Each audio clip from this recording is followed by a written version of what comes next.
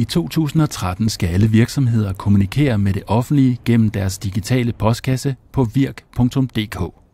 Det kommer til at stille større krav til virksomhedernes evne til at håndtere og distribuere sikker digital post. For kædechef Erik Nørskov hos Advodan har Sikker Mail fra Comendo været løsningen på Advodans administrative udfordringer.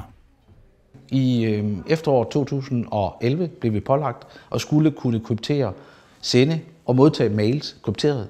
Og fordi vi gerne skulle det, så skulle vi også ud og finde leverandører, som kunne levere en løsning, som kunne hjælpe os med at håndtere vores små 30.000 mails om ugen. Tanken er jo, at med det offentlige, så skal jeg selv køre ned og hente den mail, jeg nu har fået, og hente den ind til mig selv. Og det er den byrde, man i det offentlige egentlig lægger over på mig. Det er, at jeg selv skal ud og hente den post, som er sikker til mig.